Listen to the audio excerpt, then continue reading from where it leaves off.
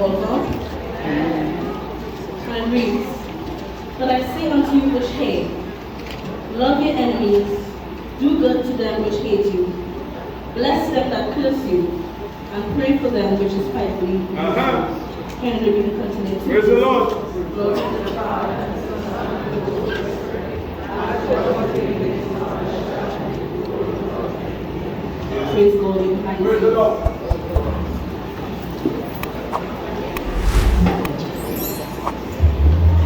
The church's message today tells us to bless those who curse you. That's a simple message. But you know, it's my reminder and your reminder that despite what people may say, still love them. Even though they show you that they dislike you, still pray for them, still bless them, and still love them. Right.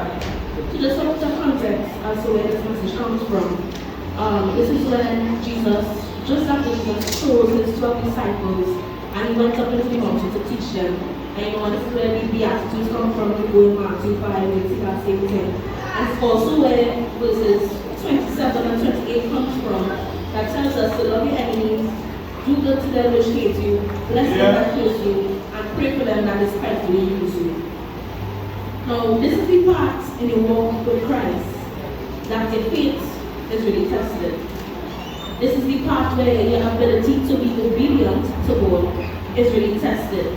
Because you know, some of you probably sit in your head, so after all these things that people say about me, I should still love them. After how they went out they make to tarnish my reputation and cause others to turn their back against me, I should still pray for them. You know, after how they go on their way to make me uncomfortable, I still should look past that. And the answer is yes. In verse 27 it tells us to love your enemies and do good to those that hate you. This is the part where we realize that it's not about us, but it's about doing God's will. Obedience is heaven's first law. And you know, sometimes we tend to limit the way in which we think that God can move. Because in reality, God can use you in any way, shape, or form to allow lives to be to bring people to Him, to let others to see His works and glorify Him in heaven. And one of these ways is by loving your enemies and doing good to those that hate you, believe it or not. You see, we ought to understand that it's about obedience. And it's about obedience to God. Doing things that He has called us to do. And if He has called you to love your enemies, if He has called you to do good to those that hate you, then we ought to be obedient to it. That we ought to put our emotions to the side, deny ourselves and our feelings, and let God's will prevail in our lives. In verse 28, it tells us to bless those that curse you and do good, you know, to those that despitefully use you. Pray for them that despitefully use you. You see, we are called to look past those who curse us and still pray for them who despitefully use us. And we can think about Jesus. Imagine Jesus, people like them, they beat Him, they give Him vinegar, they say all manner of evil against Him, they wanted to crucify Him over a known criminal, people who walked with Him, Judas, who still betrayed Him, but yet still, He still, that didn't change the love that He had for us. And ask yourself this question: what would have been our portion if Jesus decided to not love His enemies? If Jesus decided to not do good to those that hate Him? If Jesus decided to not bless those who curse Him? If Jesus decided to not pray for those who despitefully use Him? What would be our portion, church? Our portion would be death and destruction, hell and the grave. And you see, we are called to be just a little bit like Jesus. We ain't saying to go and give up the ghost. We ain't saying to give up the ghost. And we ain't saying to crucify yourself. But what we're saying is, when you're met with hatred, still show love. Yeah. When you're met with curses, still bless. Even though they hate you, still do good. Because the persecutions, they will come.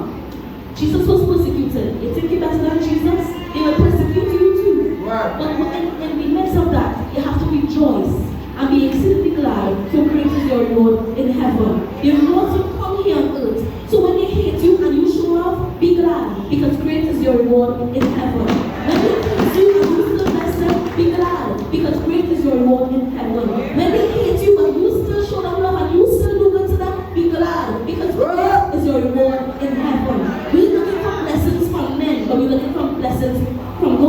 Hallelujah.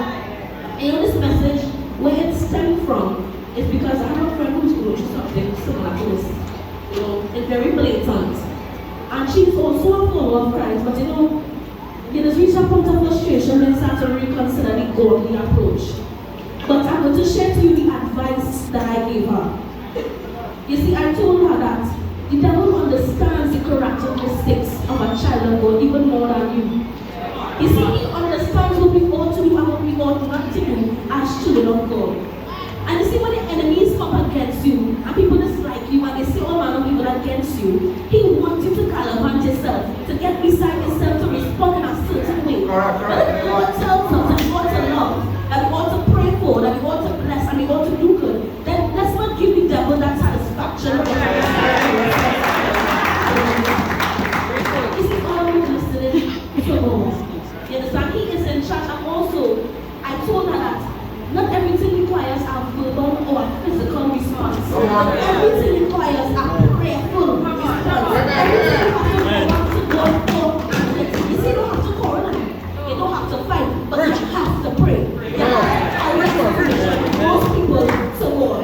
So this morning, the message is, don't give the devil that satisfaction. God has called us to love. He has called us to do good. He has called us to bless. And he has called us to pray for. And it's not when the enemy rises against you. God will lift that standard. When he wants you to get beside yourself and see things that you don't mean, understand who God has called you to be and what he has called you to do. Don't give the devil that satisfaction this morning. God has